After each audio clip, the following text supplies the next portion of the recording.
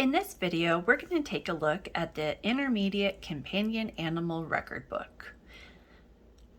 Now that you've found your record book online and we've printed our draft copy, it's really good just to go ahead and write draft. I like to write that because it helps me remember that this is the document that I get to learn on. I can write extra notes, I can highlight things that I need to remember or fix, and it can be a lot of fun in those ways. And since this is my book, I'm going to write little things on it. And maybe these are going to be, my little notes here, not things that I'm going to type in my official book or write in my official book, but it helps remind me that this is my practice book. So we're going to complete this book as if it were in the CAT project. If you are showing in the CAT project your cat at State Fair, you would use this book. If you're just doing a project board, then you would need to use the e-record for project boards. But for this, let's go ahead and get started. So for species, we're going to put cat. And let's say this is our very first year, so we'll put a 1 here. Next, you need to go ahead and complete this information. Don't forget that the county is Larimer County for us here. What you'll want to do early on in your project is to complete this, print your official version that you want to put in your turn-in book, and meet with your guardian to go ahead and sign this project agreement.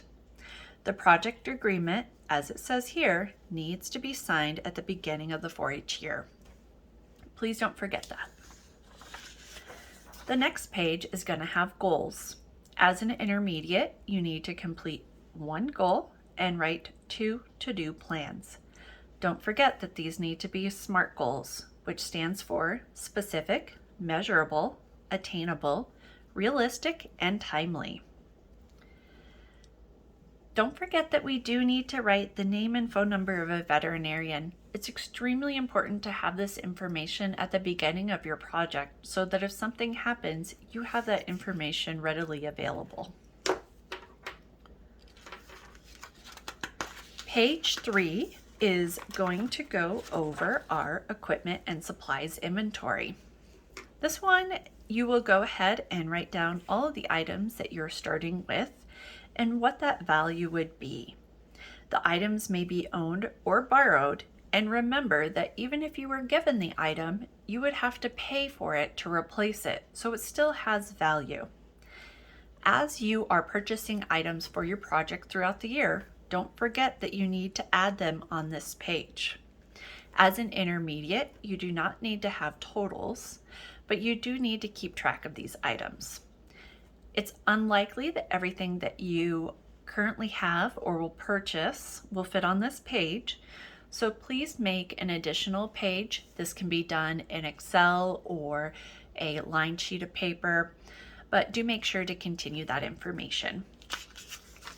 The next page is animal inventory. The reason why I have this highlighted in due at the beginning and keep up to date for fair is because you might start with an animal. Let's say we have a cat drill bit. And in a couple of months, we decide that we want to adopt another cat. And so we do. And we didn't have this cat at the beginning of the year, but we're going to have this cat before fair comes along. So I would then fill this out. If you have more than 3 animals that are part of this project, go ahead and print additional pages and complete the information. As we go through the book, you'll see a lot of these areas that we're going to look at next will be circled in green. These are items that you need to keep up to date in your book for fair. Once you are after fair and you are getting ready to turn your book in at the end of the year, just make sure that you continued all of that information. Health record is going to be anything that you do to make sure that your cat is healthy. This includes vaccinations, heartworm prevention, worm treatment, things like that. But it also includes really basic items like cleaning litter boxes or doing bedding, cleaning their dishes and items like that. It is unlikely that everything that you need to do for the year will fit on this page, so once again, make sure to have additional pages. Don't leave any lines blank. As you can see on this example, they were just trimming their animal's nails, and since they're just trimming, there's not going to be a lot number, so make sure that you write NA on those lines. The next page is going to be the health expense record, and this is where you're going to record any expenses that were related to the previous page. Make sure that you write the project up here and that you are not only filling out the information here, but you're carrying it over to the total cost column. At the end of the 4-H year, after fair, make sure that you complete the bottom where you have these total for total health expense. Once again, adding up and carrying the information all the way over. It's a good idea to have somebody else take a look at your math to make sure that it's correct. The next page is going to be feed expense record, and that's basically what it is.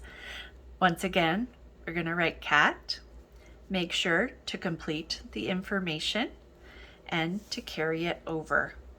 You need to list what the amount was as well, and you will need to calculate that down below.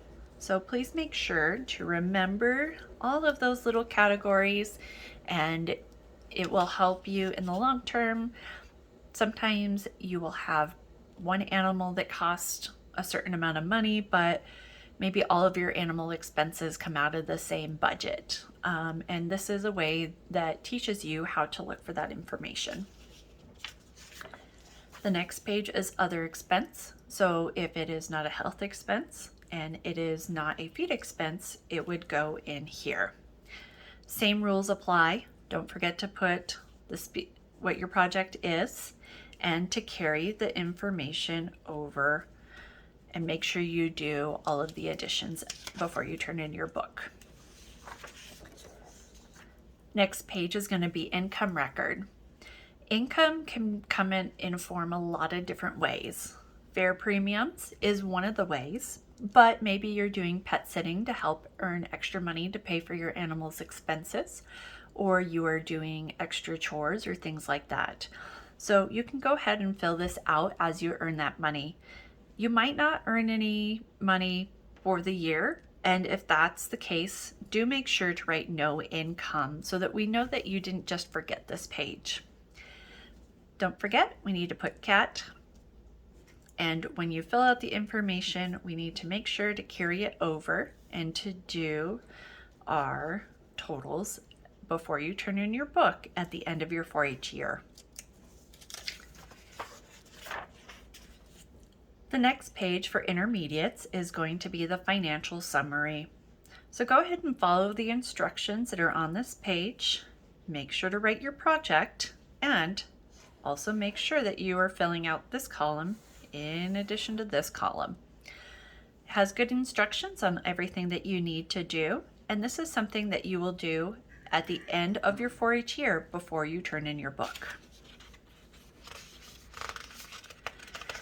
Now, the next page we're going to go over is involvement records. And this is another one that you need to keep up to date throughout the year, and it is unlikely that you'll be able to fit everything you do on this one page. So please make sure to have additional pages ready. When I put them in my book, I like to have additional lined pages. And for me, I tend to like to have the grid ruled pages because that helps me a lot with keeping everything on track. So when you're doing your involvement records, do remember that being a leader is not just in 4-H. Maybe you don't feel comfortable doing a leadership role yet. It's your first year, but you may do other leadership stuff. Maybe you're helping out other people in other organizations you're with, or school, or any of those kind of things. So although you can record none or nay where it applies, I do find that most people do have all of these categories.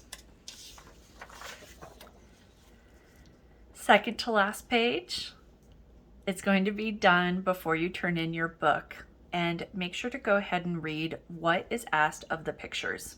In this one, you need a minimum of 4, and you need to have a descriptive caption for each. It is not required, but I highly recommend that you write a date. Having a date is really going to help you when you go back and look at your previous records or photos, and so you understand what was happening during that time. When you don't have a date, a lot of times you're trying to rely on your previous memory, and it may not end up the best information. The next part is going to be a 4-H story. I highly recommend that you take a look at other videos and get some tips on how to complete your story. One way that can really help you with your story is by keeping your involvement records up to date. Because when it comes time to write about your 4-H year, you can always refer to this to remember all the things that you did that year.